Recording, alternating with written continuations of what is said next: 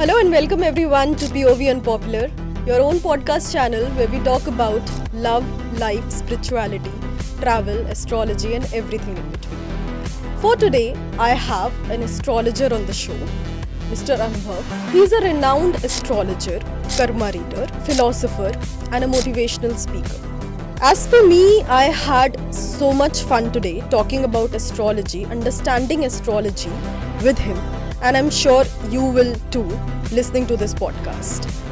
So, grab a cup of tea or coffee, maybe open your Kundli charts if you want to understand a little bit, and enjoy this super fun, super knowledgeable podcast with Anubhav on astrology. So, hello and welcome Anubhav ji. कैसे हो आप? मैं बढ़िया जी. जय श्री राम. जय श्री राम.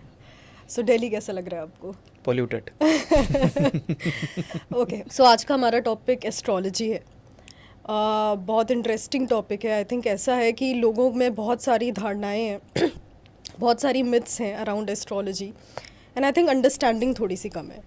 सो आज इसी के बारे में थोड़ी सी बात करते हैं. So before going into the technicalities of it, आप अपना थोड़ा सा जर्नी बताइए. How did astrology happen to you? Did you always believe in astrology growing up, or like ये interest कहाँ से आया? How did that happen? तो बचपन में मतलब मेरा भी सेम एक्सपीरियंस रहा है जैसे आम लोगों का होता है कि पंडित जी के पास जाते हैं, हम कुंडली दिखाते हैं, फिर वो बोलते हैं कि आपका बच्चा मांगलिक है, आपके बच्चे के कुंडली के अंदर ये दोष है, मूल में पैदा हुआ है, ये पकड़ लो. तो हमारे लिए एस्ट्रोलॉजी का ना एक इमेज बन गई थी भी. एस्ट्रोलॉजी मतलब पंडित जी के पास जाएंगे, वो बताएंगे कि क्या बहाना है और क्या करना है. हमारे लिए एस्ट्रोलॉजी से ज़्यादा कुछ थी नहीं. और फैमिली बैकग्राउंड की बात करें तो जो मेरे ग्रेट ग्रैंडफादर थे, he was also an astrologer. मतलब वो प्रोफेशनली नहीं करते थे, लेकिन he was an teacher of Sanskrit. तो वो मतलब खुद से ही अपने लोग जो आ गए उनको गाइड कर दिया, वो सब ठीक. तो और सुनने को मिलता था. आज भी जो मतलब हमारे बड़े बुजुर्ग हैं वो बताते भी हैं, जो हमारे एंसेस्टर्स थे वो भी राजस्थान में, जैसे हम बेसिकली राजस्थान के हैं, वो बताते थे कि हमारे जो एंसेस्टर थे दे वर एस्ट्रोलॉजर्स ऑफ जो लोकल राजाज होते हैं, जो किंग्स होते हैं, उनको गाइडेंस देते थे वो.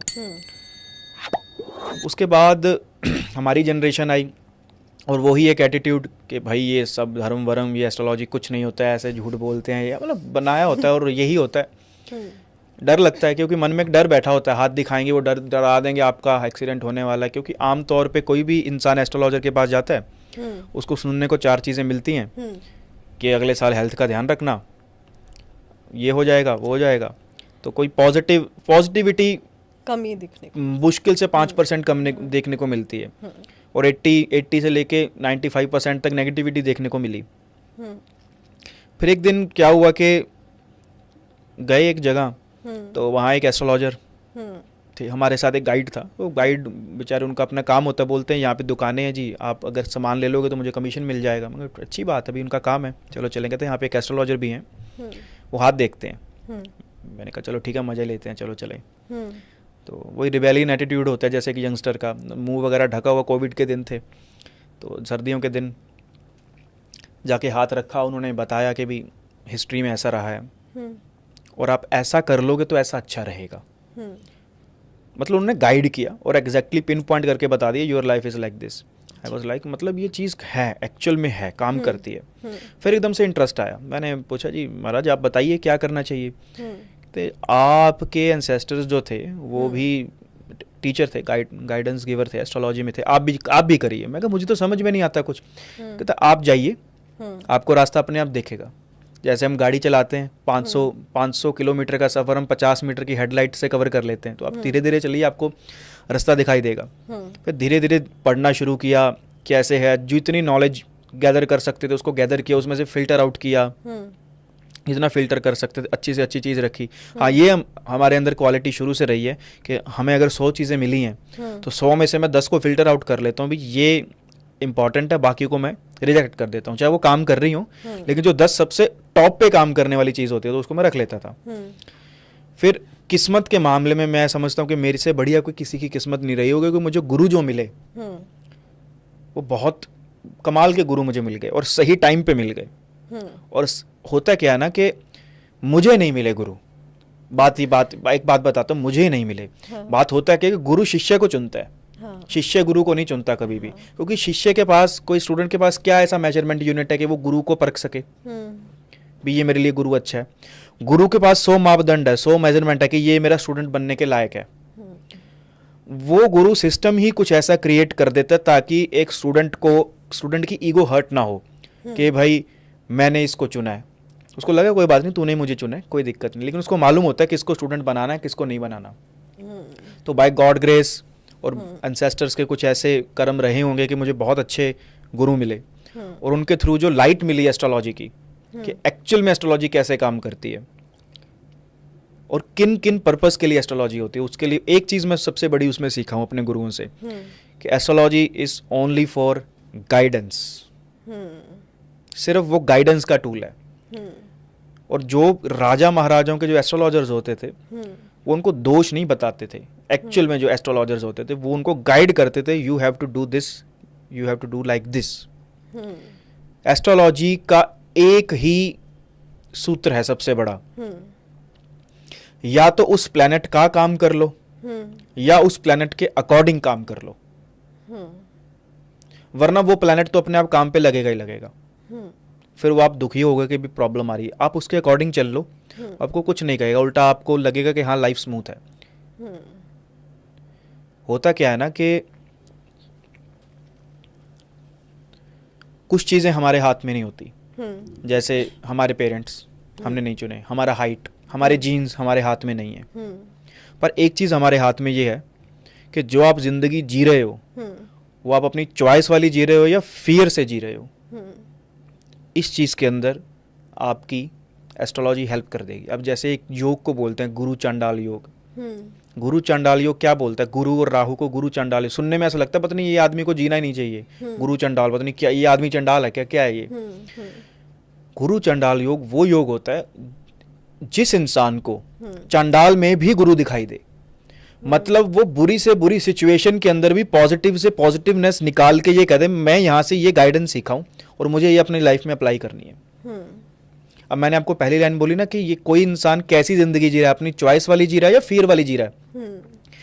ये उसका जुपिटर राहु का किसी का कॉम्बिनेशन है, और जुपिटर राहु उसके अंदर फियर भी डाल सकता है, राहु इज फियर आल्सो, वो फियर में भी रह सकता है। और राहु आपको बिना किसी और की परवाह किए खुद पे फोकस करके अपनी चॉइस वाली लाइफ जीने। कुछ लोग आपको मिलेंगे ना रिबेलियन एटीट्यूड वाले, कि भाई कोई बात नहीं, जिसको जो लगता है सोचता रहे, हम तो यही करेंगे भाई, मुझे इसमें खुशी मिलती है। कुछ एक होते हैं सेल्फिश, एक होते हैं अपने बारे में सोचने वाले, लेकिन ऐसा नहीं दूसरों का नुकसान करें। तो वो एक पॉजिटिव जुपिटर राहु है कि अपना फायदा होना चाहिए लेकिन दूसरे का नुकसान नहीं होना चाहिए। विन विन सिचुएशन एक अच्छा कॉम्बिनेशन है। अब किसी पंडित जी के पास हम जाएंगे या कोई ऐसे के पास जाएंगे जो कि पुराना माइंडसेट कैरी कर रहा है, तो वो उसको डरा देगा। गुरु चंडाल योग है, अब क्या करना चाहिए आपको, ये पूजा करवा लो। तो क्या पूजा करवाने से वो योग दोष खत्म हो गया? आपकी कुंडली जब आपने जन्म लिया तो वो एक स्क्रीनशॉट था उस पूरे यूनिवर्स का, कहीं ना कहीं प्लेनेट आके बैठे हैं, वो बदल तो नहीं सकते ना। पूजा करनी चाहिए, जरूर करनी चाहिए, मैं पूजा के खिलाफ नहीं हूँ, लेकिन सबसे पहले अपने कर्मों को उस अकॉर्डिंग बैलेंस कर लो। फिर जब आप पूजा करते हो तो वो एक तरीके का बूस्टर का काम करती है, कैटलिस्ट का काम करेगी वो चीज। साइंस में बोलते हैं कैटलिस्ट, वो रिएक्शन को तेज कर देता है। तो आप जब इंटेंट से किसी कर्मा मतलब वैसे कोई कर्म मतलब अपने एक्शंस में बदलाव लाते हो, अपने माइंडसेट में बदलाव लाते हो, तो वो कॉम्बिनेशन आपके लिए फेवर में काम करना शुरू कर देता है। सो जो आप चार्ट हमारा है, हमारा स्क्रीनशॉट जन्म के टाइम पे ही डिफाइंड है, तो इसका मतलब कि हमारे जन्म के पहले सब कुछ डिफाइंड है लाइफ में। बहुत बहुत सही है। क्या सब कुछ पहले से लिखा हुआ है? हाँ। या हम लिखते हैं? हाँ। यहाँ पे एस्ट्रोलॉजर दो भागों में टूट जाते हैं। हाँ। एक कहते हैं कि सब कुछ पहले से ही सब कुछ तय है। हाँ। और कुछ कहते हैं नहीं, सब कुछ हम लिखते हैं। हाँ। हम सदगुरु जी बहुत अच्छी बात कर रहे हैं, इसी टॉपिक में मैं आता हूँ। इसी पे वो क्या कहते हैं, कोई कहता है भगवान है, कोई कहता है भगवान नहीं है, एक आस्तिक है एक नास्तिक है। दोनों ही किसी ऐसी चीज के बारे में बात करते हैं जिसके बारे में वो जानते नहीं है। भगवान के बारे में वो जानते नहीं है, वो भी उनका एक उन्हें मानना है, जानना नहीं है, वो मानना है। मैं मानता हूं कि जापान नाम का एक कंट्री है, मैं मानता हूँ कनाडा नाम का एक कंट्री है, मैं मानता हूँ कि हिमाचल नाम का एक प्रदेश है, उसकी राजधानी शिमला है। क्या मैं जान रहा हूँ या मान रहा हूँ? अभी जब तक मैं गया नहीं तब तक मैं मान रहा हूँ। हाँ। मैंने लोगों से सुना है, हाँ। अरे मुझे कुछ ज़्यादा ही चूला तो जाके देख भी आऊँ। हाँ। तो जब तक हम खुद किसी चीज़ को एक्सपीरियंस नहीं करते, हाँ। तब तक हम कुछ भी ये कह देना कि ये ही है। मैं कहता हूँ भगवान के 8 हाथ हैं। कोई कहते नहीं भगवान के 8 हाथ नहीं है, भगवान सर्कुलर है। कोई कह देगा भगवान सर्कुलर, भगवान निराकार है। तो सबके अपने अपने एक्सपीरियंसेस रहे हैं।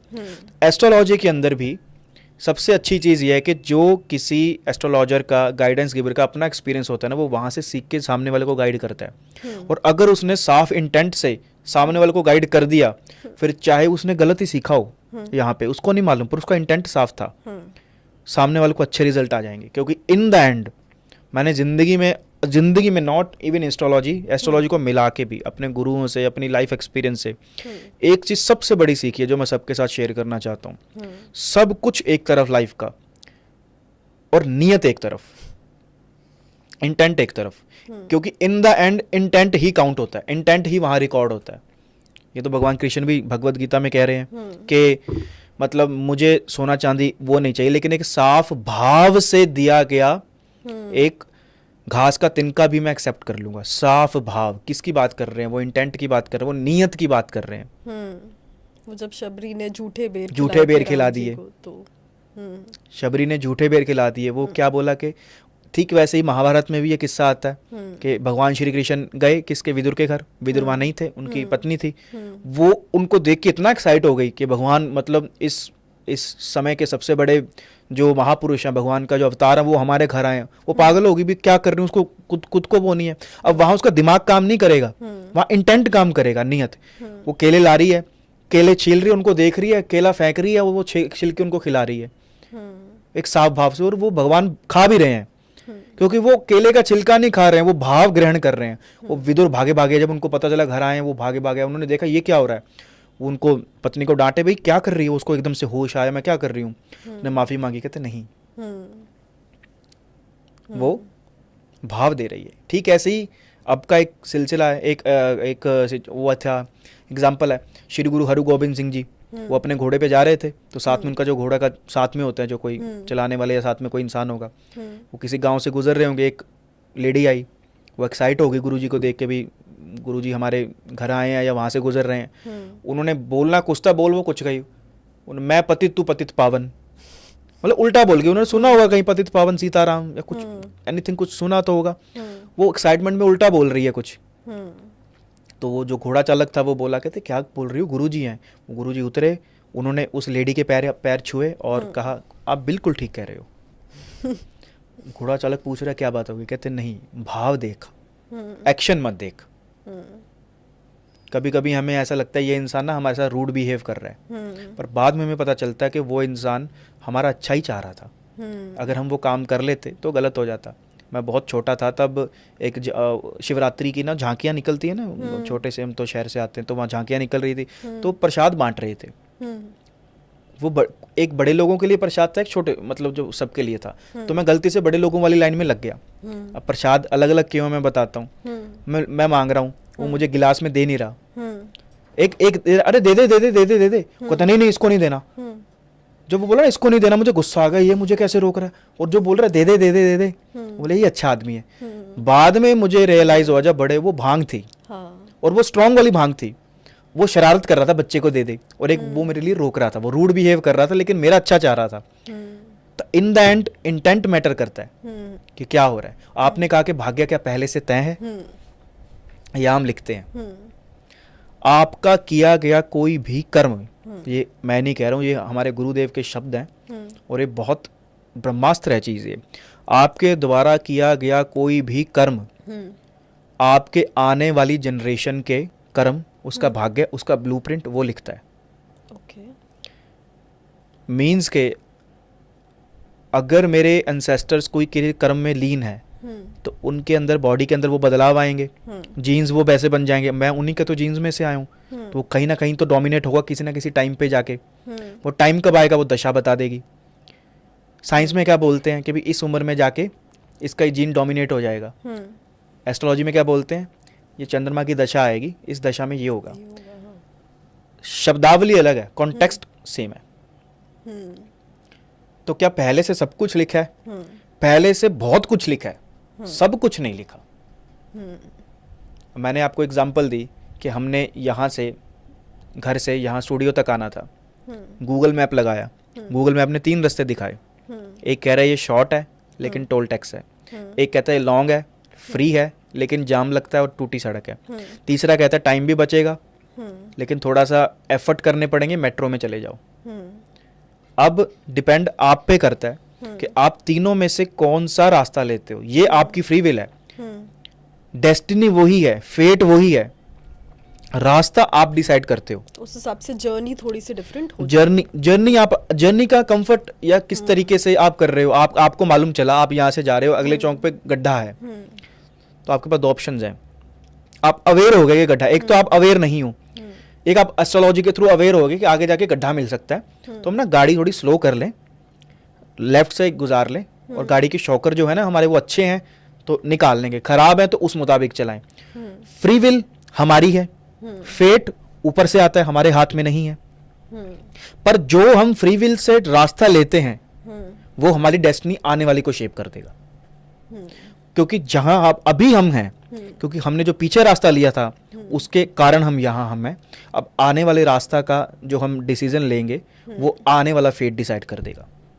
सो बेसिकली सब कुछ मतलब मेरे भी जो डिसीजंस थे प्लस मेरी जो एंसेस्टर्स के भी डिसीजंस थे, उन सब का रिजल्ट आज ये है, कह सकते हो। और जो अब मैं आगे लेती जा रही हूँ वो आगे आगे डिफाइन होगा, बट अभी तक का जो भी है वो एंसेस्टर्स प्लस मेरा पूरा जो अब कुछ लोग कहते हैं कि भाई दादा नानी के कर्म बच्चे क्यों भुगते हैं। हाँ, क्वेश्चन है, अच्छा क्वेश्चन है, बुरा क्वेश्चन नहीं है। बहुत लोग पूछते हैं, ये डाउट है उनको। हाँ, अगर वो जानना चाहते तो मैं बताता हूँ। आप उनके ही वंश हो, आपको उनसे खून मिला है, मतलब आपके अंदर जो ब्लड फ्लो कर रहा है वो उन्हीं से आया, उनके जीन्स आए, उनका डीएनए आया, उनकी हैबिट्स आई हैं। प्रॉपर्टी होगी तो वो भी आएगी, एंसेस्ट्रल प्रॉपर्टी अभी 10 एकड़ है तो वो भी आएगी। तो कर्मों का फल क्यों नहीं आएगा? अगर उन पे कोई लोन है तो कौन उतारता है? बच्चे उतारते हैं ना माँ बाप का लोन, तो वो भी तो लोन ही तो है, चाहे वो कर्मों का हो चाहे वो बैंक का हो। और अगर क्रेडिट में है पैसे तो वो भी वही इंजॉय करेंगे, चाहे वो किसी से लेने हो चाहे वो कर्मों का हो। कभी कभी ना हमारे साथ कोई ऐसी दुर्घटना हो जाती है तो हमें लगता है यार भगवान ने बचा लिया, पता नहीं कहीं कहीं का ना कर्म काम आ गया, कहीं का दिया हुआ काम आ गया। और जरूरी नहीं है सिर्फ ये आपका हो, आपके एंसेस्टर का भी हो सकता है। आपके एंसेस्टर के इंटेंट पे उन्होंने जो काम किए, जैसा उनका इंटेंट रहा है, उसके थ्रू जो आगे रिजल्ट आए वो आपको आए। आते हैं, बिल्कुल आते हैं। आपके द्वारा किया छोटे से छोटा कर्म भी यूनिवर्स के बड़े से बड़े मैकेनिज्म में बदलाव लाने की कैपेसिटी रखता है। इसको बोलते हैं डोमिनो इफेक्ट, कि वो एक चेन रिएक्शन बन जाती है। किस इंटेंट से, आप किस नियत से वो काम को शुरू कर रहे हो। कोई काम अगर कोई साफ नियत से शुरू किया गया, चाहे छोटा सा ही हो, वो इन द एंड बड़ा बड़ा बड़ा बड़ा बनता ही जाता है, स्टेप बाय स्टेप बनता रहता है। ये केतु है। केतु स्टेप्स की बात करता है, टुकड़ों की बात करता है। वो बोलता है कि एक टुकड़े से शुरुआत करो, लेकिन इतना दूसरों के लिए सोच के शुरुआत करो, इतने साफ इंटेंट से शुरुआत करो, वो चीज़ बढ़ती जाएगी। जैसे कुछ ऑर्गेनाइजेशन इन कंट्री में ऐसी हैं जो पिछले 70-80 साल से चल रही हैं। उसके 70-80 साल में कितनी ऑर्गेनाइजेशन बनी और ख़त्म हो गई, लेकिन एक क्यों चलती आ रही है? कहीं ना कहीं वो अपनी रूट से, अपनी जड़ों से जुड़े हुए हैं। अब फॉर एग्जांपल किसी का कॉम्बिनेशन है शनि केतु का, बोलते हैं बुरा कॉम्बिनेशन है, ये तो भी पिशाच योग हो गया। आमतौर पे इन्होंने ना एक तो योगों के नाम ऐसे रख दिए हैं लोगों ने, वो सुन के आदमी वहीं ढेर हो जाता है, अब तो खत्म है, अब तो कुछ हो ही नहीं सकता, अब बहुत डीमोटिवेट हो जाता है। कोई भी एस्ट्रोलॉजर, कोई भी पंडित जी आपको कोई ऐसी प्रेडिक्शन दे रहा है जिससे आप एनकरेज नहीं हो रहे हो, आप डीमोटिवेट हो रहे हो, उस प्रेडिक्शन पे कभी भरोसा मत करो। उठ के चले जाओ। मेरी जो 60 साल की जिंदगी होगी उसमें मैं क्या करूंगा, कब करूंगा, कैसे करूंगा, ये कोई मौलाना या पंडित जी डिसाइड नहीं करेंगे। भगवान ने मुझे भेज दिया है, उन्होंने ये एक कुंडली थमा दी है हाथ में, भाई ये तेरा ब्लूप्रिंट है, ये तेरा गूगल मैप है, इसके अकॉर्डिंग चल, ये तुझे मैंने गाड़ी दे दी। अब मेरे पास एक गाड़ी है, फॉर एग्जांपल मेरे पास स्विफ्ट है, गाड़ी है, आपके पास फॉर्च्यूनर है। अब मैं आपको बोलूं चलो कहीं जाना है, कहाँ जाना है, चंडीगढ़ जाना है, कौन पहले पहुंचेगा? किस चीज पे डिपेंड करता है? गाड़ी पे डिपेंड करता है या चलाने वाले पे डिपेंड करता है?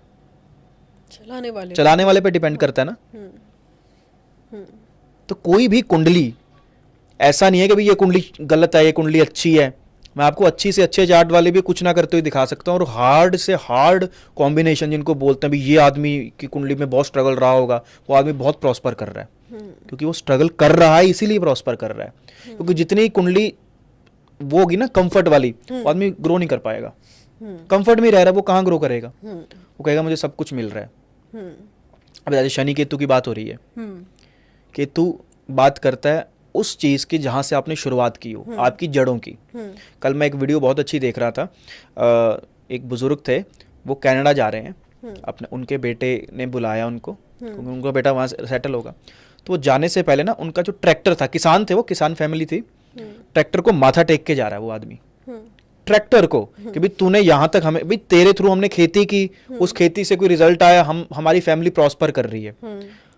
उसकी उस आदमी की कुंडली के अंदर सैटर्न केतु का कॉम्बिनेशन हुआ, और अगर वो ये एक्टिविटी कर रहा है, ग्राउंड टू अर्थ और ग्रेटिट्यूड रख रहा है कि मैं यहाँ से शुरू किया और तेरे कारण आया हूँ, उस निर्जीव मशीन को बोल रहा है, उस इंसान का केतु इतना स्ट्रांग है, उसकी जड़ें इतनी स्ट्रांग है, आप उसको हिला ही नहीं सकते। दिक्कत ये है कि आज की जो जनरेशन है, इसको जेनजी बोलते हैं, क्या बोलते हैं? जेनजी बोलते हैं, कुछ और बोलते हैं, हाँ, मतलब मिलेनियल क्या बोलते हैं? हम मिलेनियल हम है, मतलब 90s 80s वाले ना, उसके बाद जेनजी आ गई। हाँ। जेनजी का ना क्या है, जेनजी में ना एक चीज प्रॉब्लम है, में ग्रेटिट्यूड नहीं है, और इनकी रूट्स बहुत शैलो हैं। ये पाम ट्री की तरह है, पाम ट्री लगे होते हैं ना, सुंदर सुंदर पाम ट्री, बात बहुत सुंदर लगते हैं भाई। जेनजी हैं, बड़े इंटेलिजेंट है, बहुत अच्छे बच्चे हैं, है ना, बहुत स्मार्ट है, पाम ट्री बड़ा सुंदर है। उसकी रूट होती है ना, शैलो होती है, एक तूफान आता है, उखड़ के दूर जाता है, नया लगाना पड़ता है, या उसको दोबारा फिर से लगाना पड़ता है। और जो पुराने लोग हैं, 90s का बर्थ है इनका, 80s का बर्थ है, उनके रूट्स बहुत स्ट्रॉन्ग है, बड़ी से बड़ी प्रॉब्लम को ना वो टैकल कर सकते हैं लाइफ में, स्ट्रेस को भी। ये जनरेशन नहीं कर सकती। एंड तभी I think mental illness, depression, ये सारा कुछ इन्हीं की बीमारियां हैं, ऑन द राइज है। हाँ, इन्हीं की तो दिक्कतें हैं। हाँ। और आपको नहीं लगता कि 90s के बाद ऑटिज्म, डिप्रेशन ये ज्यादा सुनने को मिल रहा है? डेफिनेटली। अब I don't know, it's like कि पहले भी होता था बट सुनने में नहीं आता था, या अब अचानक से बहुत बढ़ गया है। मैं ट्रेन में जा रहा था ऋषिकेश, हाँ। तो मेरे ही सीट के मतलब ऊपर सो रहा था, तो नीचे उतरा, वहाँ 2-3 डॉक्टर्स थे, एम्स में थे, ऋषिकेश एम्स में, तो वो बात कर रहे थे ऑटिज्म पे। अच्छा। तो मैंने उनसे बात पूछी, मैं कहा डॉक्टर साहब आप ये बताइए भी ऑटिज्म आपका एक्सपीरियंस रहा है भी, क्या इसके बारे में आप मुझे बताइए थोड़ा सा, मैं भी इसके ऊपर स्टडी कर रहा हूँ एस्ट्रोलॉजिकली।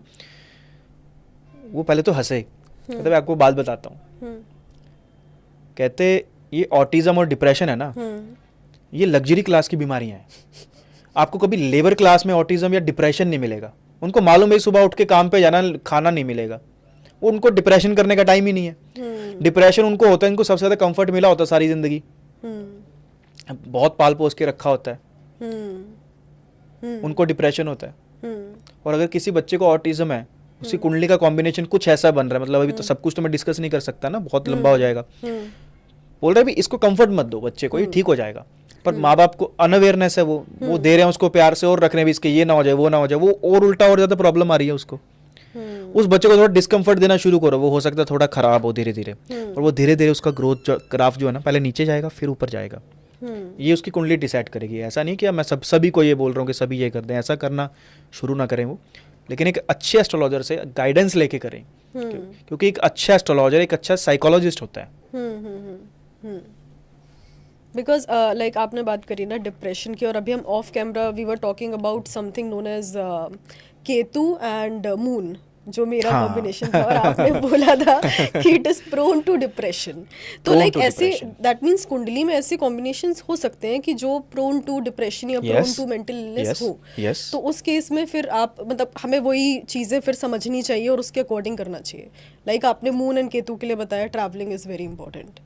तो ऐसा कोई और कॉम्बिनेशन है जो which is like prone to mental illness हाँ और हाँ, डिप्रेशन? देखिए कोई भी मेंटल हाँ रिलेटेड कोई भी प्रॉब्लम आएगी ना, वो हाँ। मून से जुड़ी होगी, चंद्रमा से। हाँ मून चंद्रमा, वो कुंडली में किसी न किसी हाउस में तो बैठा ही होगा। हाँ हाँ। तो चंद्रमा आपका किसी ने 6th 8th 12th में देख लिया तो वो तो फटाफट बोल देंगे भी आप तो भाई मेंटली ये हो जाओगे वो हो जाओगे। मेरा खुद का 8th में है, ओके ठीक है, ओके। और हज़ारों करोड़ लोगों का, और भी हज़ारों लोगों का, करोड़ों लोगों का होगा। हाँ इट्स नाउ ये इम्पॉर्टेंट नहीं है कि वो कहाँ है, ये इम्पॉर्टेंट है कि आप उसको यूटिलाइज कैसे कर रहे हो। कोई भी मेंटल प्रॉब्लम आएगी तो चंद्रमा से रिलेटेड आएगी। क्यों? क्योंकि चंद्रमा कारक है चेंज का, और लोगों के अंदर एक्सेप्टेंस नहीं है।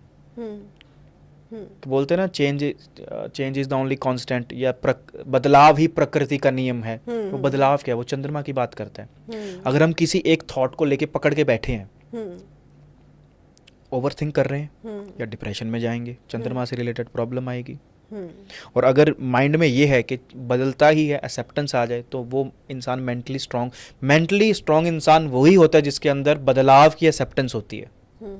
वो अटैच नहीं होता किसी से, किसी भी चीज़ से। वो मेंटली आपको स्ट्रांग ही मिलेंगे लोग, और वही लोग आगे चल के अपनी लाइफ में सक्सेस होते हैं। सक्सेसफुल इंसान इससे बाद में होता है, पहले यहाँ से होना पड़ता है उसको, पहले यहाँ से जीतना पड़ता है, उसके बाद वो दुनिया से जीतता है। क्योंकि भगवान श्री कृष्ण ने भी अर्जुन को पहले यहाँ से जितवाया था, टाइम पॉज करके सेंटर में ले आए थे उनको, देख किससे लड़ रहा है।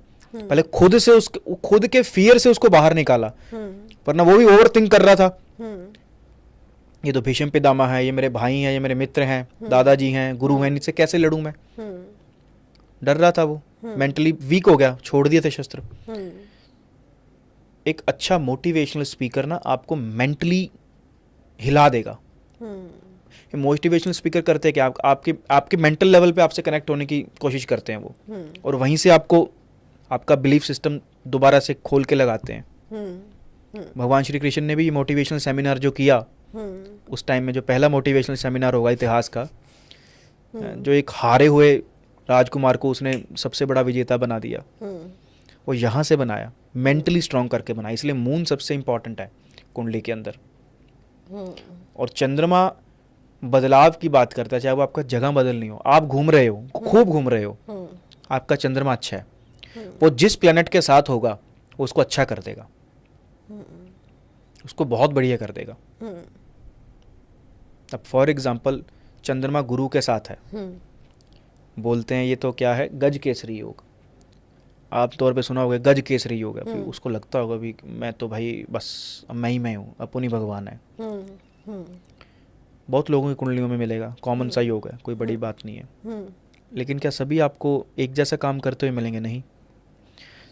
मून जुपिटर वाला इंसान जितना जिंदगी के अंदर घूमेगा, ट्रैवल करेगा, उतना ज़्यादा वो जिंदगी के अंदर प्रॉस्पर करता रहता है, करता रहेगा, और उसका लक बढ़ता चला जाएगा, उसकी विजडम बढ़ती चली जाएगी। मतलब मून जुपिटर वाला इंसान अगर जिंदगी में बहुत घूम रहा है, उसको सही और गलत के बीच में समझ आना शुरू हो जाएगा, दुनिया उसको देखनी चाहिए। आई थिंक हाँ, मून इन जनरल भी चेंज है, तो चेंज के लिए करते रहो। मतलब मून जुपिटर है, चेंज करोगे तो क्या होगा? जुपिटर आपकी विजडम है, जुपिटर आपका लक है, तो वो बढ़ जाएगा, मतलब वो पॉजिटिवली बढ़ गया। और मून क्या है? मून धोखा भी है, चीटिंग करना भी है। आपने चीटिंग की, गलत किया, तो आपने सबसे बड़ी अगर जो चोट की है ना, वो अपने भाग्य पे की है। Okay, like cheating in relationship, किसी भी चीज में चीटिंग।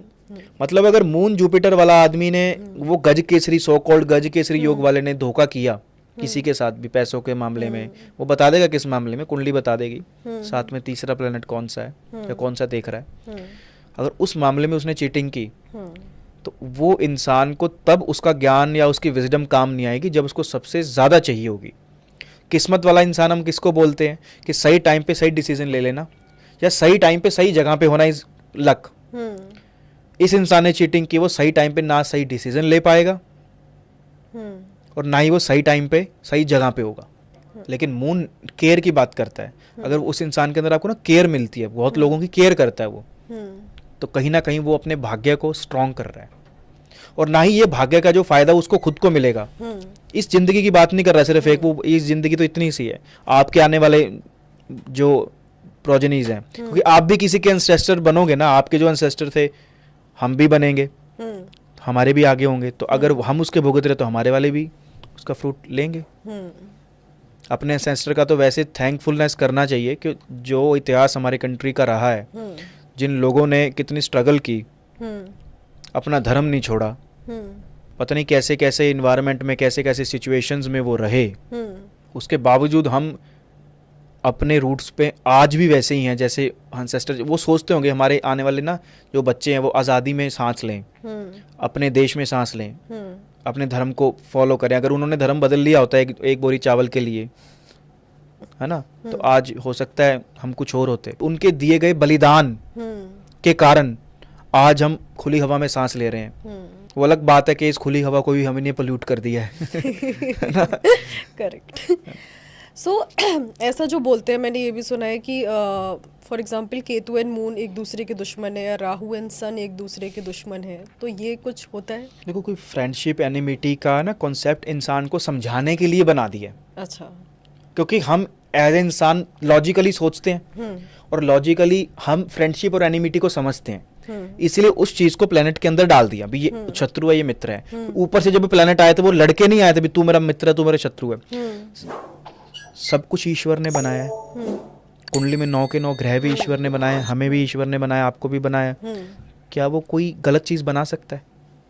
अगर वो गलत चीज बनाने वाला यानी कि ईश्वर भी गलत हुआ, फिर तो वो गलत ही नहीं हुआ। वो कुदरत है, ईश्वर कुदरत है, नेचर है, वो कुछ गलत नहीं बनाएगी। आप मेरे को ये बताओ, जंगल के अंदर क्या कोई जानवर किसी का एनिमी होता है? वो अपनी जिंदगी जी रहे हैं, एक फूड चेन है। आप कहोगे भी जो शेर है वो हिरन का एनिमी है, नहीं, ये कुदरत है। क्या कोई पेड़ किसी पेड़ का एनिमी होता है? नहीं होता है। इंसान का होता है? होता है। इसीलिए वो फ्रेंडशिप और एनिमिटी समझता है। वो कॉन्सेप्ट उसने एस्ट्रोलॉजी में समझने के लिए लगाया। लेकिन उसके पीछे भाव क्या था, उसके पीछे इंटेंट क्या था कि मान लो आपने कहा कि मून और केतु दुश्मन है, इसका मतलब ये नहीं कि वो एक दूसरे से लड़ रहे हैं। इसका मतलब ये है कि इस कॉम्बिनेशन को यूटिलाइज करना थोड़ा डिफिकल्ट है, आपको एफर्ट्स करने पड़ेंगे।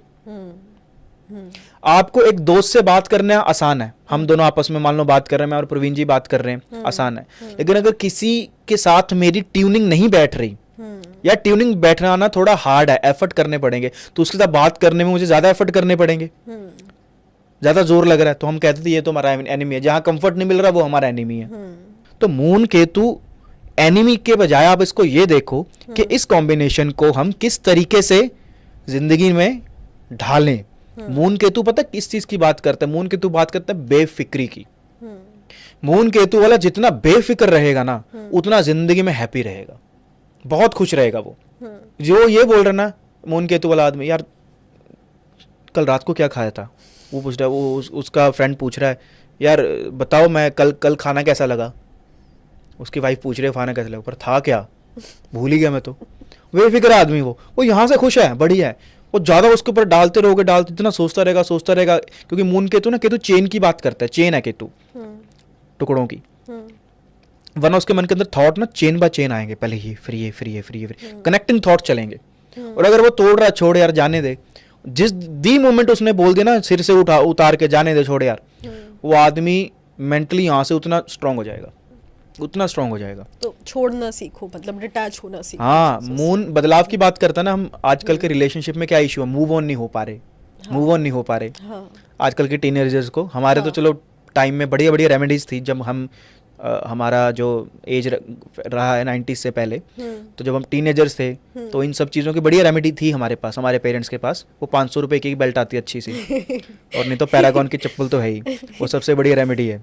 डिप्रेशन और मूव ऑन होने के लिए, है ना, भूत उतारने के लिए बेस्ट रेमेडी है वो। आजकल के टाइम में क्या है, जेन जी को या आन की जनरेशन को भी मूव ऑन नहीं हो पा रहे। आपकी कुंडली के अंदर मून आपको बता देगा how you should move on. कैसे? आपके चार्ट में मून केतु है, किसी के चार्ट के अंदर मून केतु का कॉम्बिनेशन है, वो चाह रहा है कि वो उस इंसान को थोड़ा छोड़ दे, भाई अब आगे बढ़े जिंदगी के अंदर। एक डायरी लिखना शुरू कर दे, एक हफ्ता एक पेन ले, पेपर ले, और जो उसके मन के अंदर ग्रजेस हैं सब लिख डाले, सब कुछ लिख डाले, एक एक अक्षर नहीं रहना चाहिए जो ना हो। मतलब एक्चुअल में अगर मन के अंदर गालियां आ रही है ना तो वो भी लिख दो, आपका पर्सनल इशू है, कोई पढ़ने वाला नहीं है।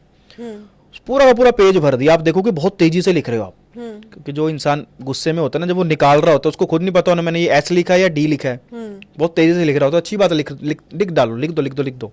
मून के तू ये बोल रहा है, इसको बोलते हैं कैथारसिस करना। साइकोलॉजिस्ट मतलब किसी के पास आप जाओगे तो आपसे कैथारसिस करवाते हैं, उल्टी करना, बाहर निकालना, क्योंकि वो पकड़ के बैठा उस चीज को। लिख दे सब कुछ लिख के, दी मोमेंट जब वो एंड होने वाला हो फिर मन में थॉट आए फिर उसको फिर लिख दे।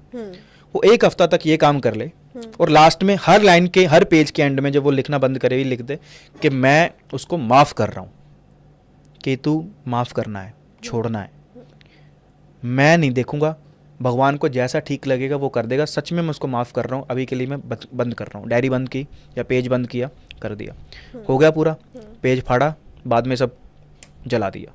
एक्चुअल में रिलीफ मिलता है इससे, एक्चुअल में यहाँ से करके देख लेना।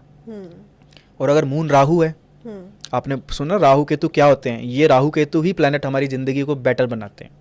कैसे? और नॉर्मली लोगों का होता है कि डर, राहु केतु से ही हमें सबसे ज्यादा डर लगता है, क्योंकि इन्होंने डरा रखा है।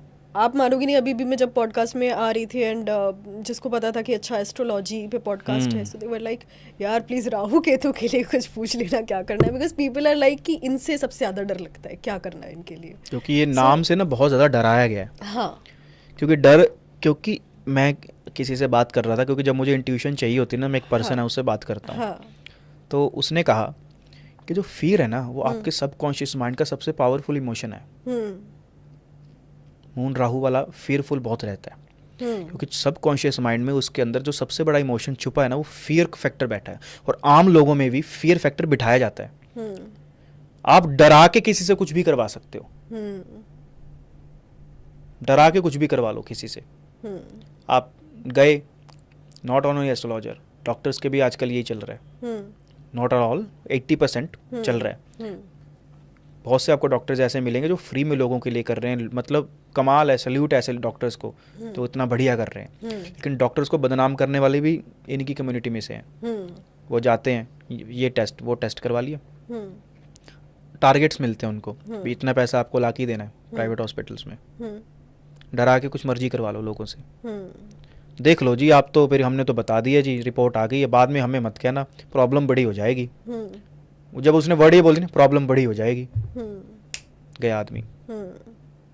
देख लो जी राहु आपके इस हाउस में है, ये कर लो, पूजा कर लो, 50,000 रुपये लगेंगे, वरना हमें मत कहना कि बाद में आपको दिक्कत आ गई।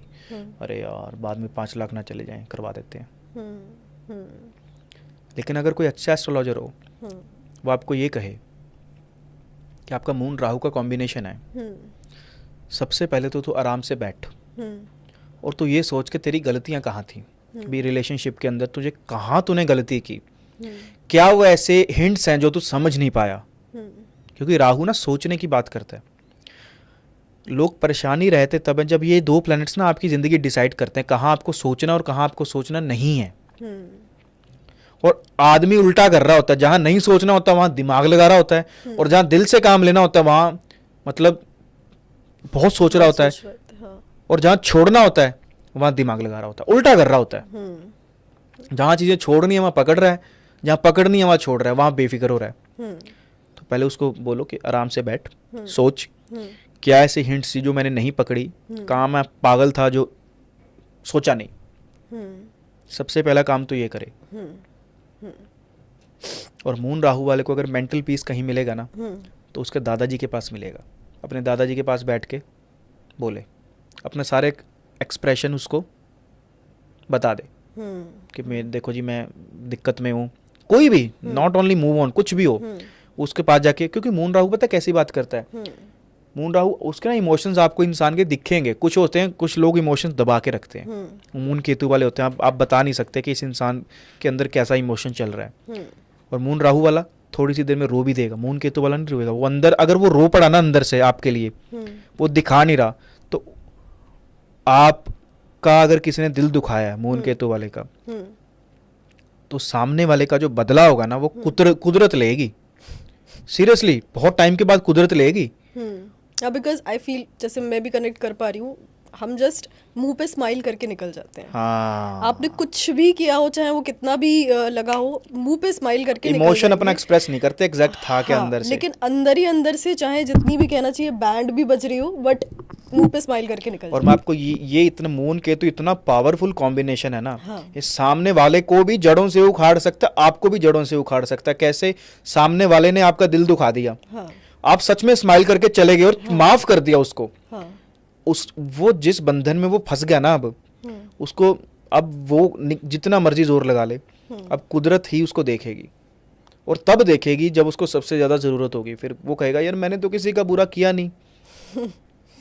कुदरत ऐसे नहीं करती कुछ भी। Every action as an equal and opposite reaction. Newton का थर्ड लॉ है, वो हर चीज पे अप्लाई होता है। फिजिक्स का लॉ नहीं है सिर्फ ये, स्पिरिचुअलिटी का भी लॉ है, ये कर्मा का भी लॉ है, ये कुदरत का भी लॉ है। पेड़ जो होता है, जो घास होती है, अपने आप बढ़ती है, कोई खींचता नहीं है उसको ऊपर से। वो कुदरत के लॉज उसमें चलते हैं। आप जितना मर्जी मोटिवेट कर लो उसको, वो अपनी वे से ही बढ़ेगा घास। एक चीज़ थी जो आप रेमेडीज़ की हम कुछ बात कर रहे थे, तो लाइक बहुत बार ऐसा होता है कि ये ख़राब है तो ये अंगूठी पहन लो, या ये ख़राब है तो ये कर लो, उससे कुछ फ़र्क पड़ता है सही में? मैंने खुद पहनी है। मैं आपको चलो इसके बारे में बताता हूँ, मैंने क्यों पहनी है और इसके पीछे साइंस है। साइंस है, काम करती है। कैसे काम करती है वो भी बता देता हूँ, कितना काम करते हैं वो भी बताता हूँ। पहले आपको रेमेडीज़ की बात बताता हूँ। अगर आपको कोई ऐसा आदमी मिल रहा है जो अकल्ट में है, जो ज्योतिष में है, और बहुत ज़्यादा रेमेडीज करता रहता है ना, तो रेमेडीज़ के भरोसे है, रेमेडीज़ कर ले, ये सबसे फियरफुल लोग होते हैं, सबसे ज़्यादा डरपोक लोग होते हैं, क्योंकि वो कर्मों की बात नहीं करते हैं, वो सब कुछ शॉर्टकट की बात करते हैं। क्या ऐसा मैं बांध के बहा दूँ कि मेरे कर्म कट जाएं? वो कर्म करने से कटेंगे, वो तुम्हारे 100 ग्राम दाल से नहीं कटेंगे, क्योंकि वो आदमी के ऊपर कार्मिक डेप्ट इतना ज्यादा जमा हो गया, इतना ज्यादा वो भर गया है, वो आदमी डर चुका है, वो रेमेडीज के भरोसे बैठा है। तो बहुत ज्यादा जो लोग रेमेडीज करते हैं ना, वो अंदर से डरपोक लोग होते हैं, अंदर से फियरफुल कायर लोग होते हैं। वो सच में बोल रहा हूं मैं, ये पूछ ले रहा हूं कि उनके अंदर आत्मा को पता होगा कि हम कितने बड़े कायर हैं, जो सिर्फ रेमेडी पे ही भरोसा करते हैं और कर्मों पे भरोसा ही नहीं करते। क्योंकि मैं बताऊं, सनातन के अंदर हमें लोग बोलते हैं आपके तो वहम भ्रम बहुत है, क्योंकि इन्होंने क्या किया ना, ज्योतिष को टोने टोटकों से जोड़ दिया है। ज्योतिष इज नॉट टोने टोटके, उन्होंने कनेक्ट कर दिया है शॉर्टकट पाने के लिए, भी ये कर देंगे, ये बहा देंगे तो हमारा ये काम हो जाएगा। वो टोने टोटकों से कंपेयर करके उसको लोगों को लगता है भी इनके तो यही है। Astrology is not, even like I feel Instagram भी अगर आप खोल लो और इतनी सारी रेमेडीज आ गई हैं, बस एंड लोग बस ब्लाइंडली फॉलो कर रहे हैं। बस पता क्या है, एक वही मैं आपको क्या बोला कि आप फियर से कुछ भी करवा सकते हो किसी से। आप रील में कुछ ऐसा मेकअप वगैरह करके बड़ा करके बैठ जाओ और बोलो कि आप सुबह उठ के 12 बार बोलो कॉन्वेलेक्सा, आपके पास पैसा आएगा, है ना? तो आदमी को लगेगा यार क्या ट्रिक दे दी, आज रिजाइन मारा उसने, सुबह से लेकर रात तक कॉन्वेलेक्सा बोल रहा है, पैसा ही पैसा। मतलब ये ना वो लोग हैं जो आपके अंदर ना एक हार्मोन को स्क्रीट करते हैं। अच्छा ये ऐसा होगा, अच्छा मतलब वो आता है ना, कुछ बोल रहा है, उसको इंसान को बोलो देख भाई ऐसा है, तेरे चार्ट के अंदर सैटर्न मार्स का कॉम्बिनेशन है, तो तू प्रॉपर्टी से रिलेटेड कोई काम कर ले, तू मशीन से जुड़ के कोई काम कर ले, तो कोई ऐसा काम कर ले जो जिसमें हाथों की इन्वॉल्वमेंट है, टूल्स एंड चीजें का हो, कोई टेक्निकल काम कर ले, वो बोलेगा अच्छा कॉन्वेलेक्सा, और इधर वो बोल रहा है कॉन्वेलेक्सा बोल लो, ये हो जाएगा, वो हो जाएगा। आदमी को वो आसान लग रहा है क्योंकि वो डरपोक है एक नंबर का। जिसको ये बोलना और ये यहाँ 5 लिख लिया, यहाँ 6 लिख लिया, इस पे भरोसा रख रहा है ना, तो इसका मतलब वो आदमी को मालूम है कि मैं कार्मिक डेप्थ से कहाँ घिरा हुआ हूँ, इसलिए डरपोक बैठा वो वहां से ढूंढ रहा है, रास्ता ढूंढ रहा है। और रही बात इसकी, इसके पीछे क्या वजह है, ये भाग्य नहीं बदलती। ये जो मैंने अंगूठी पहन रखी है, ये कभी भाग्य नहीं बदलेगी। इसका काम क्या है, ये एक पर्टिकुलर कोई स्टोन है, इसकी कोई पर्टिकुलर केमिकल कंपोजिशन है। हर स्टोन की केमिकल कंपोजिशन आपको मिलेगी। ये स्टोन कहाँ से आ रहा है, कुदरत में से आ रहा है, नेचर में से आ रहा है, नेचुरल चीज है। अब हमारे अंदर हार्मोन्स होते अलग अलग, वही हार्मोन्स हमारा मूड डिसाइड करते हैं। आज अच्छा लग रहा है तो कोई और हार्मोन हो रहा होगा कुछ, मतलब हार्मोन ही हमारे डिसीजन को अफेक्ट कर रहे हैं। जब आप इसको धारण करते हो तो ये आपके बॉडी के साथ टच होता है, तो आपकी केमिकल कंपोजिशन इसके साथ अलाइन होती है, तो वो आपके हार्मोन्स को कुछ इस तरीके से बैलेंस करती है कि जब आपको कोई डिसीजन लेना होता है तो आप बैलेंस होकर डिसीजन ले पाओ। ये भाग्य नहीं बदलेगी, ये आपको तब हेल्प कर देगा जब आपने कोई डिसीजन लेना हो, कोई एनर्जी आपकी डिसबैलेंस चल रही है तो उसको ये बैलेंस कर देगी। भाग्य आपके कर्मों से ही बदला जाएगा, क्योंकि आप कौन हो, आप लगन हो, आपका फर्स्ट हाउस है, आपका खाना कौन है, सेकंड हाउस है, तो आपको जिंदा कौन रख रहा है, आपका सेकंड हाउस, लगन से सेकंड हाउस। आपका भाग्य कौन सा हाउस है, 9th हाउस है, और आपका कर्म कौन सा हाउस है, उससे सेकंड हाउस, यानी कि 9th हाउस से सेकंड हाउस 10th हाउस। तो आपके कर्म आपके भाग्य को बनाएंगे, इसीलिए 9th हाउस से सेकंड हाउस जो है वो कर्मों का है, वो सट्टेबाजी का नहीं है। सट्टेबाजी का 8th हाउस है, उसे पिछला 12वां कि सब कुछ तुक्के पे छोड़ देना। कर्म और भाग्य, धर्म और कर्म, धर्म को ऑन करता है जुपिटर, कर्म को ऑन करता है सैटर्न, शनि।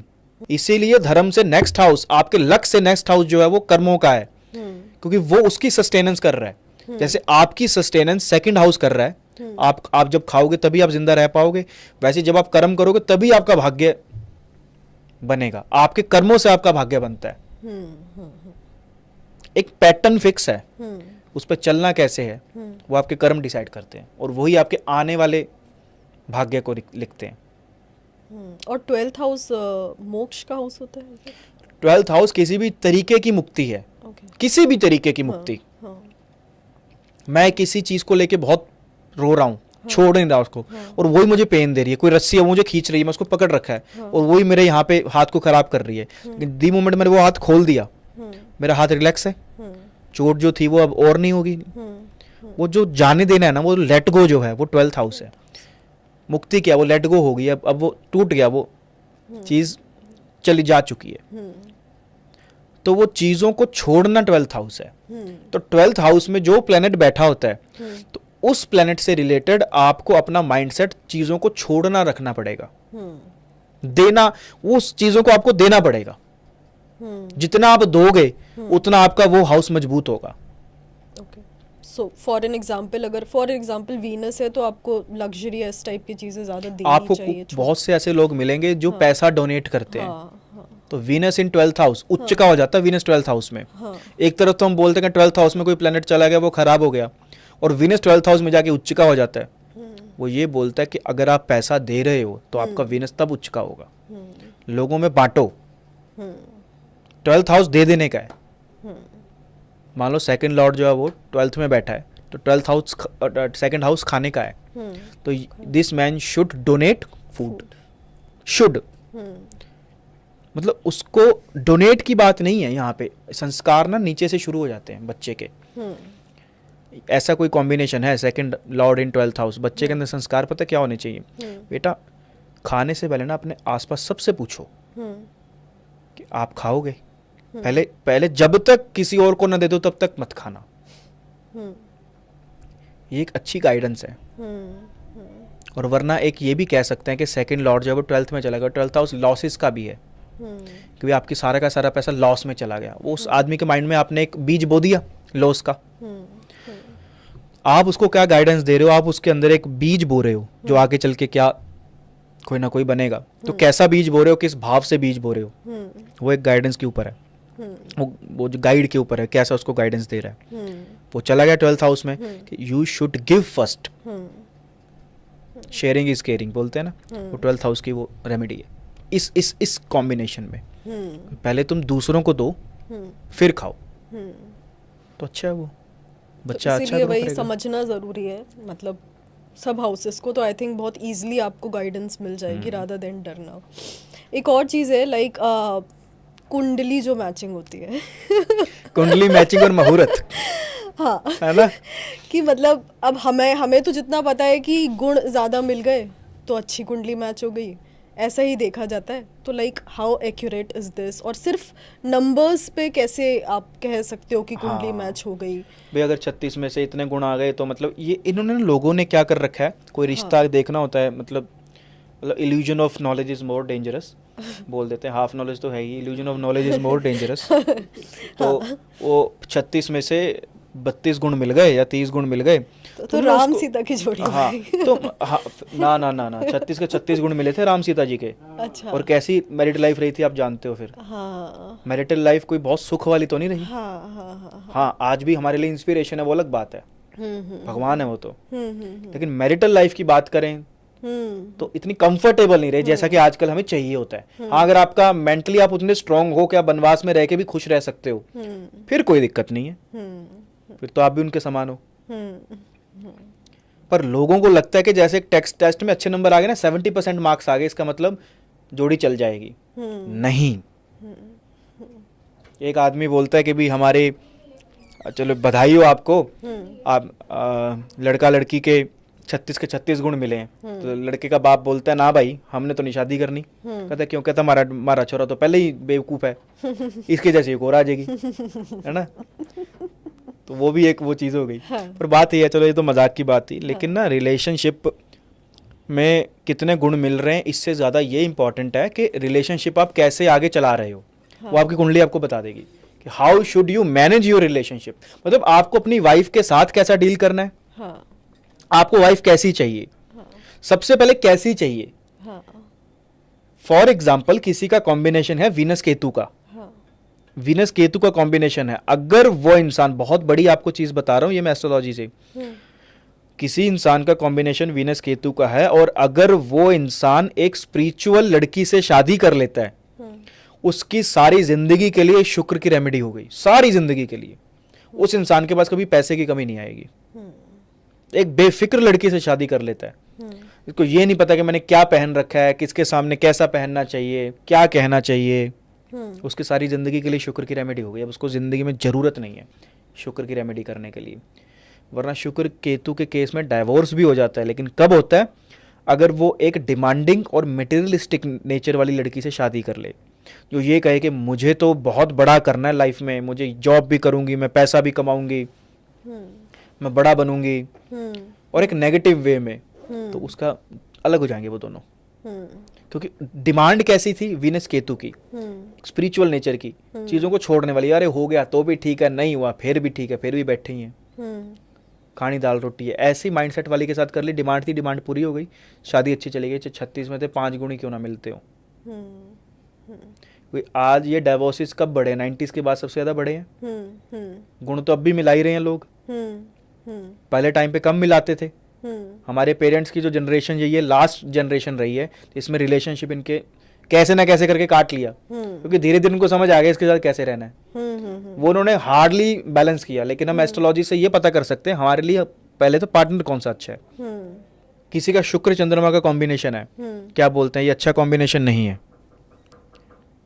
ये अच्छा कॉम्बिनेशन नहीं है, क्या करें? उसको ये बोला जाएगा कि ये जो तेरी वेल्थ है वो सारी की सारी चोरी हो जाएगी, तेरी वाइफ जो है वो तेरे को छोड़ के भाग जाएगी, ये इंसान जो है करेक्टर का अच्छा नहीं है। लेकिन अगर उसकी वाइफ वो कैसी चूज़ करता है, वो वाइफ ऐसी चूज़ करता है जिसको, जो दूसरों के रिलेशन इमोशन से बहुत ज़्यादा कनेक्ट करे अपने आप को, मतलब जो दूसरों की इमोशंस की बहुत कदर करती हो, एम्पैथेटिक हो, बहुत अच्छा। वीनस मून वाला आदमी अगर एक एम्पैथेटिक वाइफ अपनी चूज करता है, वैसी फीमेल चूज करता है, या दूसरों के इमोशन को लेके सेंसिटिव हो, क्योंकि चंद्रमा इमोशंस हैं आपके, सेंसिटिविटी है कुछ, मतलब वो दूसरों का पीड़ा बर्दाश्त करने वाली हो, इसका वीनस मून बहुत अच्छा काम करेगा। ना इसकी वाइफ जाएगी कहीं पे, बढ़िया रहेगी। चंद्रमा क्या? चंद्रमा मैंने आपको बोला बदलाव है, घूमना फिरना है। आपको बहुत से कपल्स ऐसे मिलेंगे जो ट्रेवलर्स हैं, सारी जिंदगी घूम ही रहे हैं या वैसे भी बहुत घूमते हैं, तो वो घूमना उसके रिलेशनशिप को बिल्ड करेगा। And same goes with female chart, वहां वीनस है, यहां मार्स को ले लो, क्योंकि वाइफ के चार्ट के अंदर मार्स रिप्रेजेंट हस्बैंड।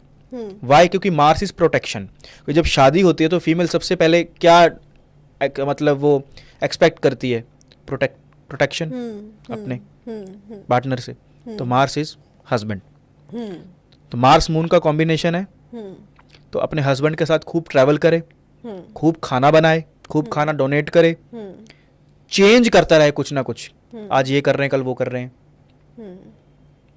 बदलाव, तो उसका रिलेशनशिप अच्छा चलेगा। अब यहाँ गुण काम नहीं आ रहे, यहाँ मैनेजमेंट काम आ रही है।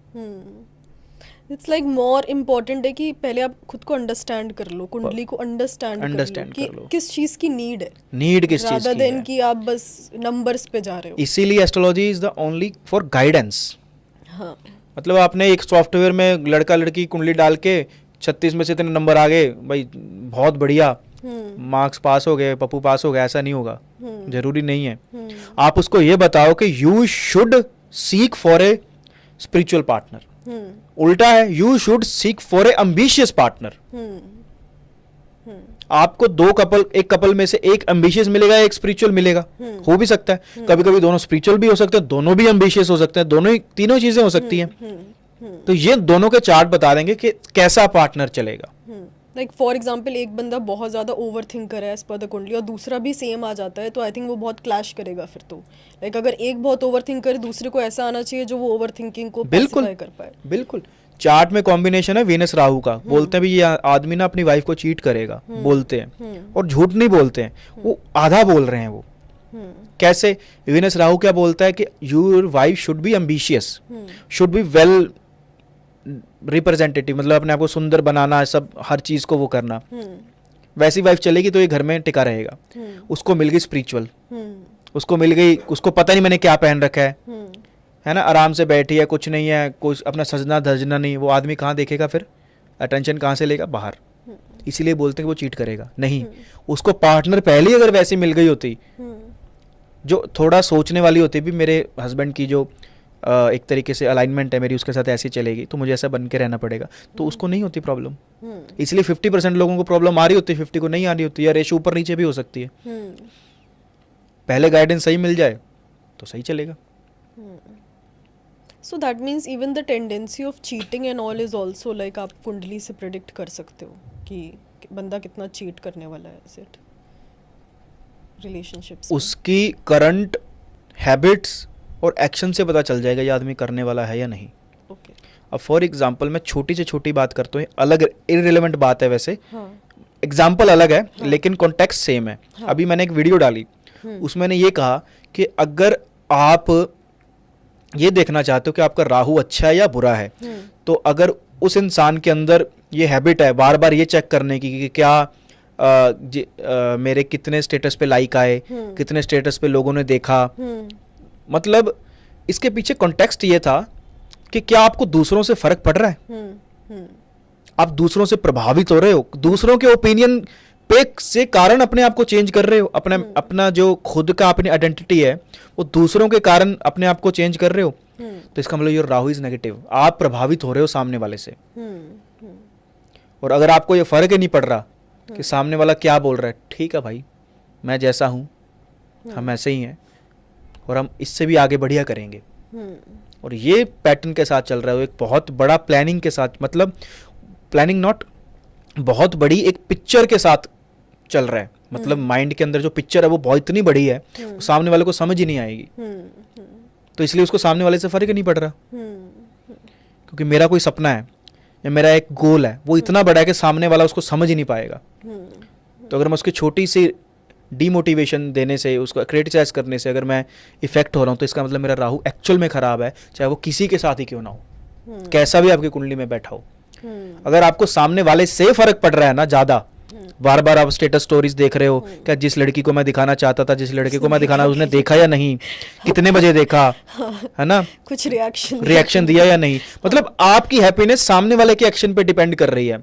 आप इनसिक्योर हो, इसका मतलब, तो Rahu is insecurity, actual insecurity is Rahu, सामने वाले के कारण आप इनसिक्योर हो। तो इसलिए अब आपने बोला कि ये इंसान चीट करेगा या नहीं करेगा, वो इस इंसान के छोटा सेक्शन बता देगा कि इसका राहु अच्छा है या बुरा है, तो आके चल के भी ये खराब ही करेगा।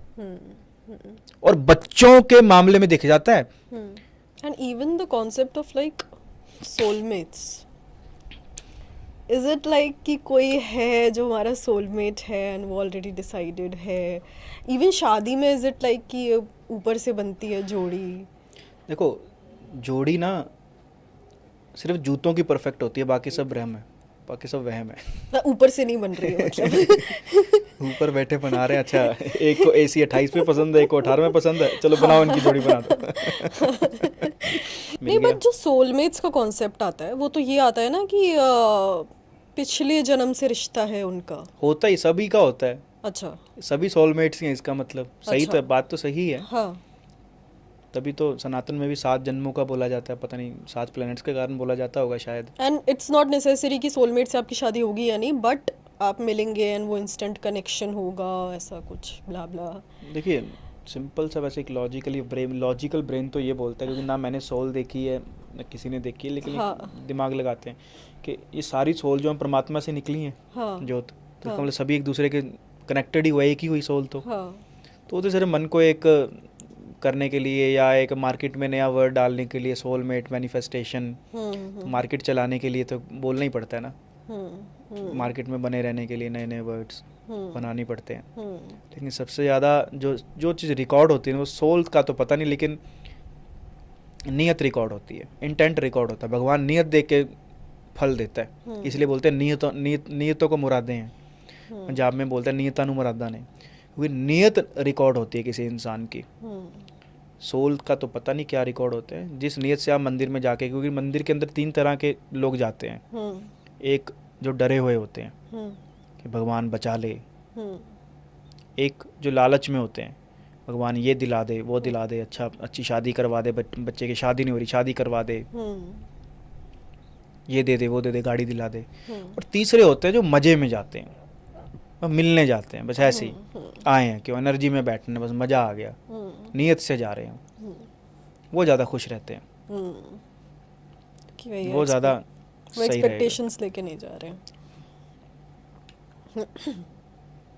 वो ज़्यादा ज़रूरी है। सो हमने कुंडली की बात करी, एक और चीज़ है मुहूर्त, जो हम निकलवाते हैं पंडित जी से। उसका क्या सीन है मतलब?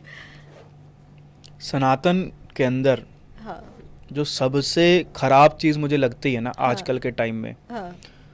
वो होता है शादी का जो मुहूर्त निकलता है, निकालते हैं, निकलता नहीं है, निकलने को कौन सा जमीन में से निकल रहा है, वो हाँ। खुद निकालते हैं, वो निकालते हैं अंधेरे का, रात का। हाँ। फेरे रात के हो रहे हैं। रात में शादी करना मतलब रात में फेरे करना, शादी वो पार्टी की वगैरह बात नहीं कर रहा, वो तो होते ही रात को, ऐसी चीज़ें तो असुर चीज़ें तो असुर वाली चीज़ें होती है, रात को ही होती हैं। हाँ। पर रात के अंधेरे में फेरे करना गुलामी की निशानी है। मेंटली लोग गुलाम हैं, इसलिए आज भी गुलाम है, इसलिए रात को शादियां कर रहे हैं। आज से 1000 साल पहले सनातन में कभी भी रात को शादी नहीं होती थी, जो स्वयंवर होते थे, कुछ भी नहीं होता था। मैं आपको एग्जांपल देता हूँ। अभी पुराने टाइम में जब यहाँ मुगलों का शासन था, जब वो कंट्रोल करते थे इस कंट्री को, तो जब किसी लड़की की शादी होती थी तो उसको वो उठा के ले जाते थे दिन में। अब आम आदमी तो उनसे लड़ नहीं सकता था। अब या आपके घर आज सेना आ जाए तोप लेके, आप लड़ पाओगे? नहीं लड़ पाओगे। वो भी पुराने टाइम में हाथों से लड़ते थे भाई, तलवार वगैरह। तो रंग में भंग ना पड़े इसीलिए वो रात के अंधेरे में शादी करके उसको विदा कर देते थे, क्योंकि रात को लड़ाई नहीं हो सकती, अंधेरा था। आजकल तो भाई सब फैसिलिटीज़ हैं। आजकल कौन सा मतलब तब कौन सा कोई पेजर होते थे जो फट जाते थे, तब कौन सा कोई पेजर अटैक होते थे। पुराने टाइम में तो सिर्फ वही उससे लड़ना पड़ता तलवारों से, तो रात को युद्ध हो नहीं सकते थे।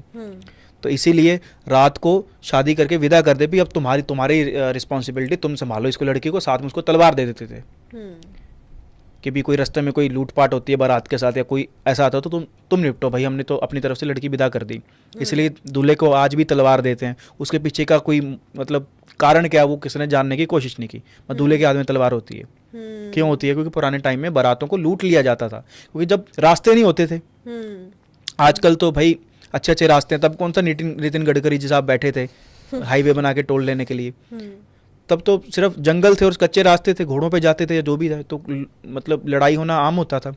धीरे धीरे चलते थे, तो रात को ऐसे विदा कर देते थे। तो ये गुलामी की निशानी है, सबसे बड़ी गुलामी की निशानी ये है। और सनातन के अकॉर्डिंग देखें, शास्त्रों के अकॉर्डिंग, तो कोई भी हवन सूर्यास्त के बाद कभी नहीं होता है। देवताओं का आवाहन सूर्य की मौजूदगी में होता है। रात को सिर्फ असुरों के काम होते हैं, शराब पीनी, मांस खाना, ये सब असुरों के काम रात को होते हैं। दिन में होता है। आपने कभी रात को कोई मंदिर खोला देखा है? कपाट बंद हो जाते हैं 9-10 बजे। कहीं वृंदावन चले जाओ, कहीं पे भी चले जाओ, दोपहर में भी कुछ टाइम बंद रहते हैं। आप रात को 2 बजे भगवान को याद कर रहे हो, एक तरफ आप उनको शयन कक्ष में सुलाते हो एक लिविंग एंटिटी की तरह। देवताओं का आह्वान होता ही दिन की रोशनी में है। साउथ इंडिया में आज भी शादियां दिन में होती हैं, क्योंकि तब वहां मुगल इतना नहीं कर पाए कंपैरेटिवली, इतना नहीं कर पाए कंपैरेटिवली। था इतना इन्फ्लुएंस नहीं था जितना नॉर्थ में था। वो मूवी आई थी ना 2 स्टेट्स, उसमें दिन का शादी दिखाई है, सुबह की 7-8 बजे की। उसकी मदर बोलती है अरे सुबह 7 बजे कौन फेरे करता है। उसको क्या पता होते ही सुबह 7-8 बजे हैं। और फिर भी अगर कोई मुहूर्त समझ में ना आए तो दिन में कभी भी रख लो, 12 बजे रख लो, जब सूरज बिल्कुल टॉप पे हो। क्योंकि माइंड के अंदर ना गुलामी बैठी हुई है सनातनियों के। क्योंकि सनातनियों के लिए हिंदू धर्म को फॉलो करना सिर्फ व्हाट्सएप डीपी लगाना और स्टेटस पे झंडा पकड़ना ही रह गया।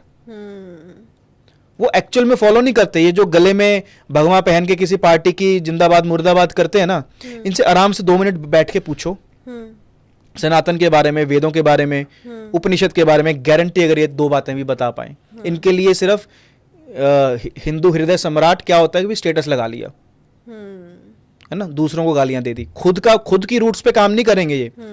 खुद की के लिए, मतलब खुद के धर्म के लिए, सनातन के लिए, उसको चेंज करने के लिए लड़ेंगे नहीं अपनों से। ये कि भी ये एक गुलामी का प्रतीक चलता आ रहा, रात को शादी करना, इसको खत्म किया जाए, दोबारा से वो शुरू हो।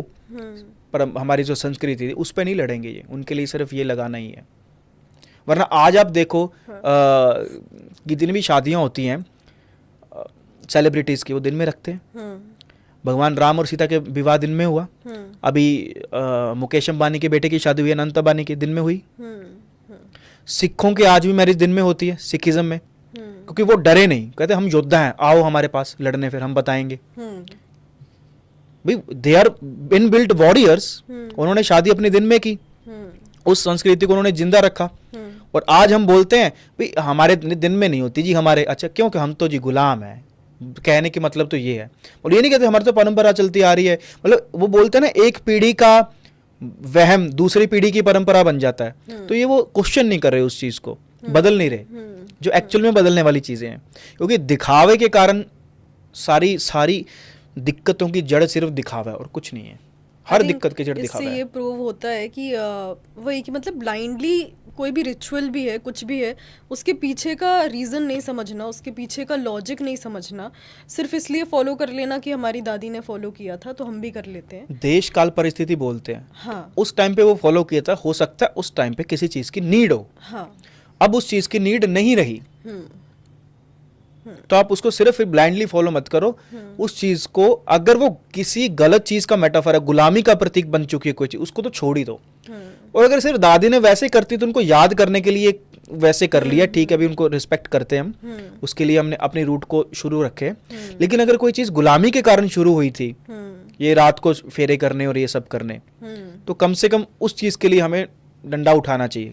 क्योंकि इसीलिए सामने वाला कोई मजहब वाला, धर्म वाला हमारे लिए, सनातनियों के लिए बोलते भी तुम्हारे तो ये है, हमारी इंसल्ट करते हैं, क्योंकि हम खुद ही खुद की इंसल्ट कर रहे हैं, अगला तो करेगा।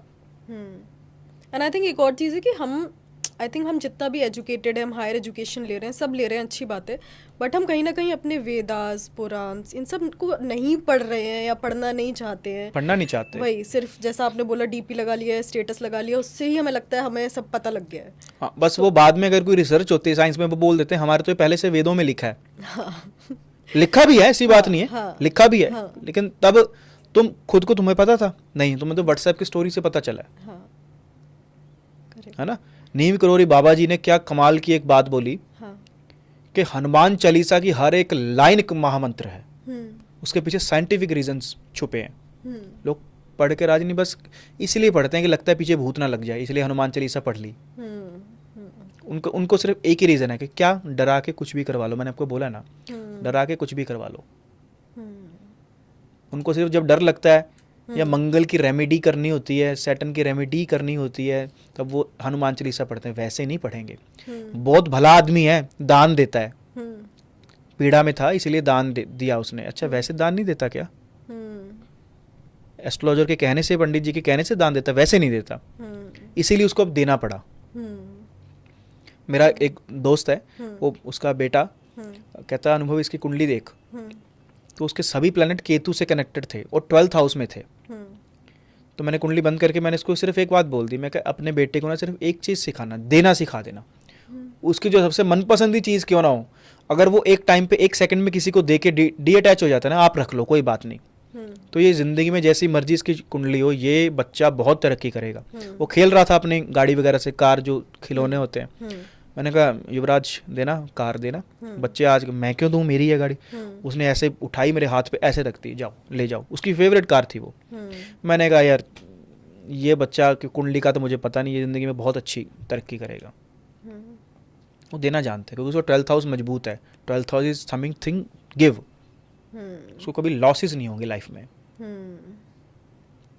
एस्ट्रोलॉजी यहाँ से शुरू होती है।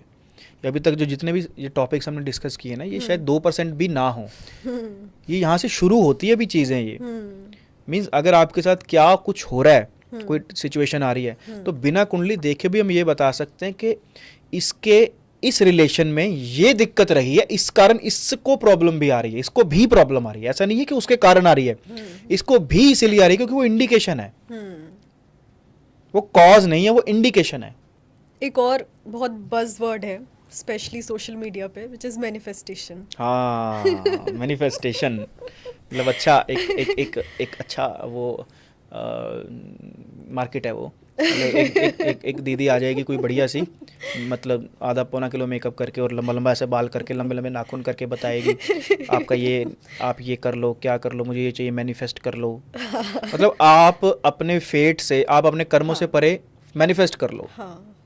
मतलब जैसे ना वो मूवी की, मतलब सबसे ज़्यादा दिमाग ये बॉलीवुड ने ख़राब किया हुआ है इन चीज़ों का, है ना, कि मैं बैठा हूँ ऊपर से एकदम से गिर जाएगा, मैंने मैनिफेस्ट कर लिया।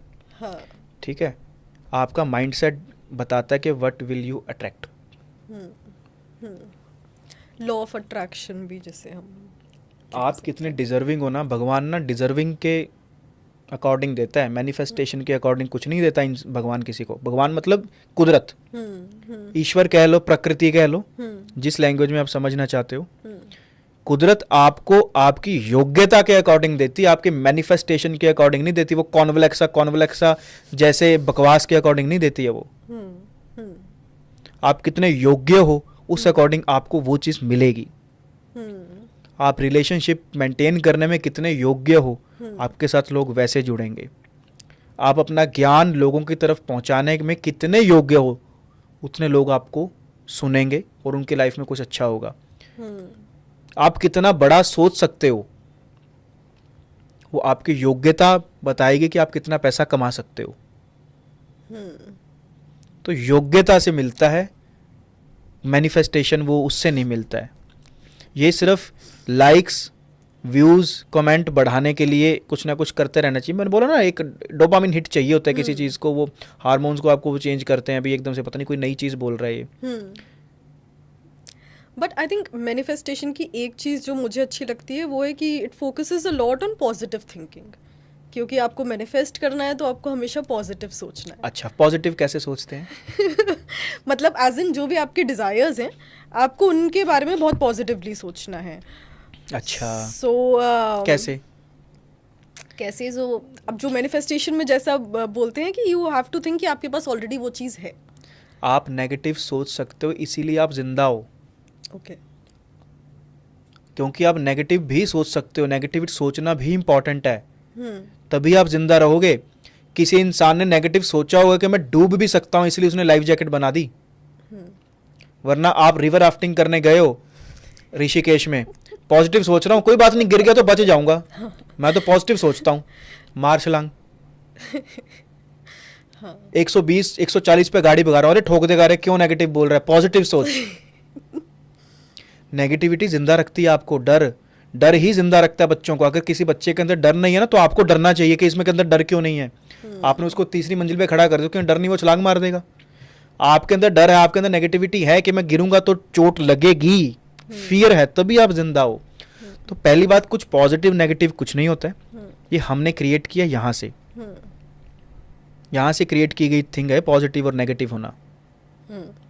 नीड पे, इंटेंट पे डिपेंड करता है क्या कब चाहिए। आप सोच रहे हो किसी चीज़ के बारे में, पॉजिटिव ही सोच रहा हूँ, तो पॉजिटिव को रिपेल करता है। फिर मैग्नेट की प्रॉपर्टी देखो तो नेचर की, पॉजिटिव तो नेगेटिव को अट्रैक्ट करता है। नेगेटिव होना चाहिए। मान लो आप आईएएस की तैयारी कर रहे हो, अब खाला जी का वाड़ा तो है नहीं कि भाई 6 महीने में आप आईएएस बन गए, बनते भी हैं, लेकिन हर बहुत रेयर चांसेस होते हैं भी, बहुत कुछ लक भी है और इंटेलिजेंस भी है। आपने 5 साल गवा दिए प्रेपरेशन के अंदर पॉजिटिव सोच के कि आईएएस बन जाऊंगा, 0.01% सिलेक्ट होते हैं। क्या आपके पास प्लान बी था? नहीं, मैं तो पॉजिटिव सोचा था, यही मेरा प्लान ए था, नहीं बने। अब अगर आपने पहले नेगेटिव भी सोचा होता कि अगर मैं नहीं बन पाया, जिसके बहुत ज़्यादा चांसेस हैं क्योंकि 0.1% ही लोग सिलेक्ट होते हैं, तो फिर मैं क्या करूँगा? भी क्या मैं बिजनेस करूँगा? क्या मैं जो अपना ज्ञान लिया, क्या मैं टीचिंग में जाऊँगा? नेगेटिव प्लानिंग, नेगेटिव सोचना ही आपको प्लानिंग की तरफ लेके जाता है। अगर आप नेगेटिव सोच सकते हो तभी अच्छे से प्लान कर सकते हो, क्योंकि आप तब ज़्यादा एक्सप्लोर कर पाओगे चीज़ों को। ऑप्शन ज़्यादा एक्सप्लोर तब होते हैं जब आप नेगेटिव सोचते हो, नेगेटिव भी सोचते हो, ऐसा नहीं। Expect best and prepare for the worst. Best expect करो, कोई बात नहीं है, भगवान पे छोड़ो, ईश्वर पे छोड़ दो कि भी तू जैसा देगा वैसा बेस्ट है। लेकिन अगर सबसे बुरा भी हो जाए उसके लिए भी मैं प्रिपेयर्ड हूँ। अब जैसे कल मैं अभी आपको बात बता रहा था कि लोगों का डाउनफॉल आता है, तो उनको खुद को रेजिस्ट नहीं करना चाहिए। जब भी लाइफ के अंदर डाउनफॉल आए तो रेजिस्ट मत करो, होने दो। कैसे? जब वो पुल पे से एक कार उतर रही थी, तो अगर हम ब्रेक लगाते हैं बहुत जोर जोर से, मतलब लगाएंगे कि मारेंगे थोड़ा ना आगे, बात वो नहीं करना, मेटाफर को समझिए कि मैं अपने आप को रोक रहा हूँ, तो मैं धीरे धीरे उतर रहा हूँ, फिर मैं प्लेन जाऊंगा, फिर लाइफ फिर ऊपर लेके जाएगी। तो जब ऊपर लेके जाएगी तो मुझे डबल मेहनत करनी पड़ेगी जाने के लिए। लेकिन अगर जब मेरा डाउनफॉल हो रहा था मैंने छोड़ दिया, तो उसी मोमेंटम की हेल्प से, उसी मोमेंटम की एनर्जी से मैं दोबारा से चढ़ सकता था। इसमें कम एफर्ट लगते। अगर मैंने तब सरेंडर कर दिया होता तो, क्योंकि मैंने रेजिस्ट किया, मैंने ब्रेक्स लगाए, खुद को अपनी स्पीड तो मेंटेन कर ली, लेकिन दोबारा से मुझे चढ़ने के लिए डबल फ्यूल की जरूरत है। लेकिन अगर मैं पहले से ही मोमेंटम के साथ चलता, just go with the flow वाला एटीट्यूड होता, तो मैं उसी मोमेंटम से, जिस मोमेंटम से मैं नीचे आया हूं, उसी एनर्जी को यूज करके मैं थोड़ी सी एनर्जी और पुट ऑन करके जल्दी चढ़ जाता। तो मैनिफेस्टेशन आपकी लिमिट से परे तो हो ही नहीं सकती ना। भी मैं मैनिफेस्ट करूं भी एकदम से मुझे यूएस का प्रेसिडेंट बन जाऊं मैं कल तक, नहीं ना। या मतलब कुछ ऐसा वो कर लूं। देखो, मैनिफेस्टेशन इज व्हाट यू, आपके लिए जो बेस्ट से बेस्ट होगा ना किस्मत में, वो आप तक पहुंच जाए। उसमें न्यूमरोलॉजी बहुत अच्छा रोल प्ले करती है, उसमें वास्तु बहुत अच्छा रोल प्ले करता है। वो हेल्प कर देगा, आपको रास्ता दिखा देगा कि भी ये है, चलना में खुद को ही। वैसे वो गूगल मैप वाला हिसाब, ठीक है। और मैनिफेस्टेशन कहीं ना कहीं ये भी आ जाता है ना कि फिर भाग्य को बदलने वाली भी बात आ जाती है। भाग्य बदला नहीं जा सकता। हाँ। भाग्य के रास्ते पे चला जा सकता है। हाँ। भाग्य लिखा जाता है हाँ। हमारे कर्मों से, हाँ।